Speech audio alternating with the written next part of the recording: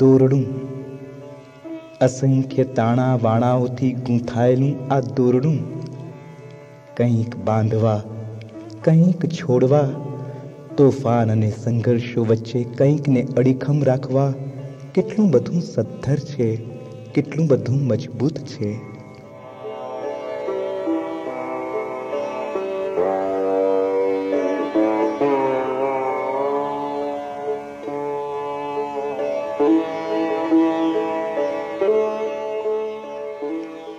એક ડગમગતા છોડને એક સ્થિર થાંભલાની આસપાસ મીટાડી દઈને મક્કમ ગાંઠ વડે એને અડીખમ ઊભો રાખે છે આ દોરડું.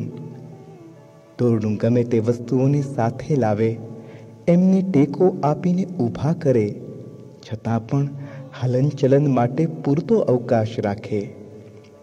મક્કમતા વિના, જવાબદારી વિના કોઈ ટકી શકે નહીં, સ્થિર રહી શકે નહીં, વિકાસ પામી શકે નહીં.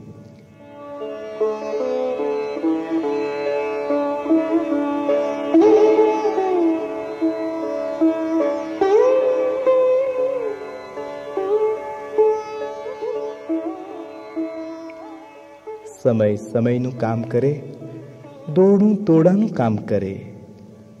સમય જતાં દોરડું આપમેળે છૂટું થાય. ઝાડનું થડ પગભર થઈને મુક્ત રીતે વિકસતું જાય. પોતાની જવાબદારી સ્વીકારીને પગભર થાય, તે જ સ્વતંત્ર થાય, તેને જ સાચી મુક્તિ મળે.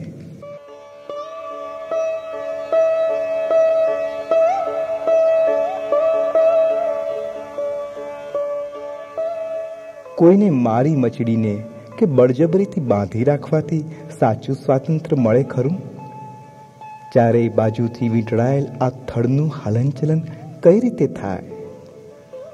વધુ પડતું બંધન માણસના સ્વાતંત્ર્યને કચડી નાખે છે, એના વિકાસને રૂંધાવે છે, એના આનંદને હરી લે છે, એના જીવનને ગુંગળાવી નાખે છે.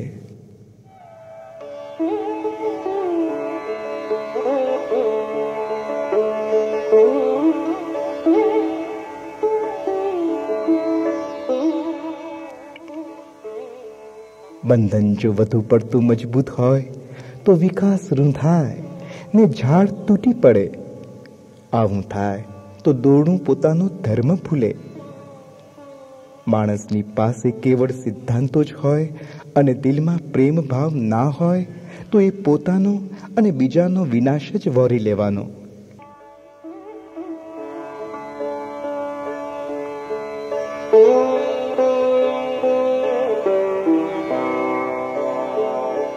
જો દોરડું પોતાનો ધર્મ જ ન જાણતો હોય તો એનું અસ્તિત્વ જ શા કામનું?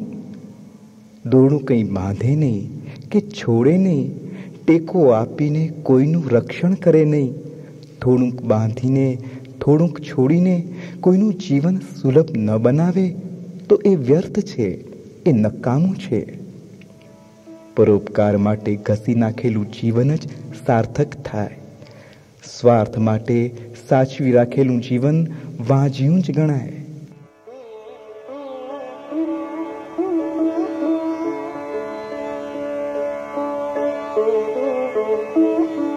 દોરડું જ્યારે વપરાય ત્યારે જ એનો હેતુ પરિપૂર્ણ થાય છે. સમય પાકે છે ત્યારે દોરડું પોતાની જાતને સંપૂર્ણ રીતે ઘસી નાખવા દે છે અને ઝાડને મુક્ત રીતે વિકસવા દે છે, વિસ્તરવા દે છે. મારા અહમને ઓગાળીને મારા કર્મ ધર્મમાં હું બીજાઓને આગળ વધવા પ્રોત્સાહન આપું છું, ત્યારે જ મારું જીવન ફળીભૂત થાય છે.